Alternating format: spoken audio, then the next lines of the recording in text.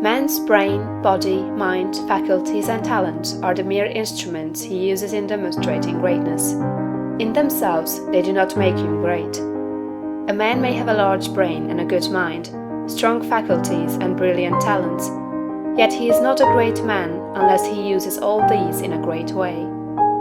That quality which enables man to use his abilities in a great way makes him great, and to that quality we give the name of wisdom.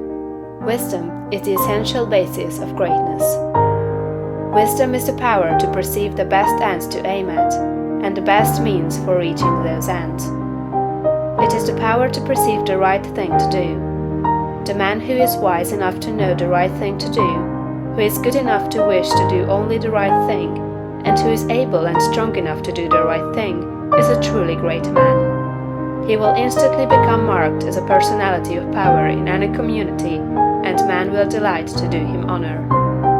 Wisdom is dependent upon knowledge. Where there is complete ignorance, there can be no wisdom, no knowledge of the right thing to do.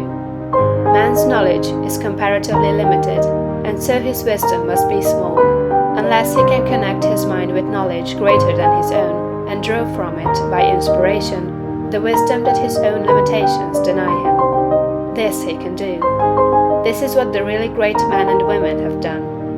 Man's knowledge is limited and uncertain. Therefore he cannot have wisdom in himself. Only God knows all truth. Therefore only God can have real wisdom, or the right thing to do at all times, and man can receive wisdom from God.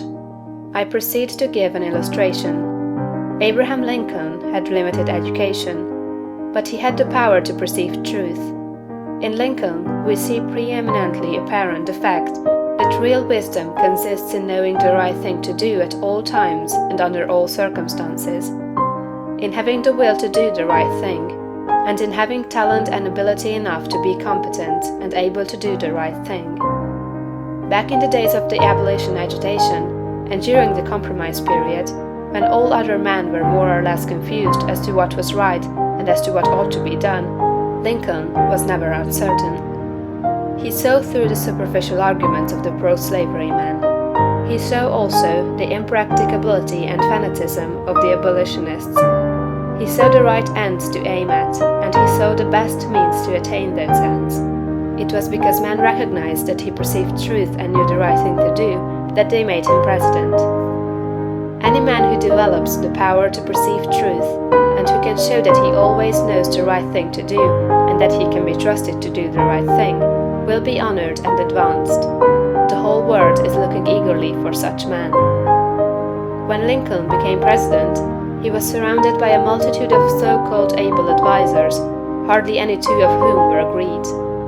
At times they were all opposed to his policies. At times almost the whole North was opposed to what he proposed to do. But he saw the truth when others were misled by appearances. His judgment was seldom or never wrong. He was at once the ablest statesman and the best soldier of the period. Where did he, a comparatively unlearned man, get this wisdom? It was not due to some peculiar formation of his skull, or to some fineness of texture of his brain. It was not due to some physical characteristics. It was not even a quality of mind due to superior reasoning power. Processes of reason do not often reach knowledge of truth. It was due to a spiritual insight. He perceived truth, but where did he perceive it, and whence did the perception come? We see something similar in Washington, whose faith and courage, due to his perception of truth, held the colonies together during the long and often apparently hopeless struggle of the Revolution. We see something of the same thing in the phenomenal genius of Napoleon, who always knew, in military matters, the best means to adopt. We see that the greatness of Napoleon was in nature rather than in Napoleon, and we discover back of Washington and Lincoln something greater than either Washington or Lincoln. We see the same thing in all great men and women. They perceive truth, but truth cannot be perceived until it exists, and there can be no truth until there is a mind to perceive it. Truth does not exist apart from mind. Washington and Lincoln were in touch and communication with a mind that knew all knowledge and contained all truth. The same is true for all who manifest wisdom. Wisdom is obtained by reading the mind of God.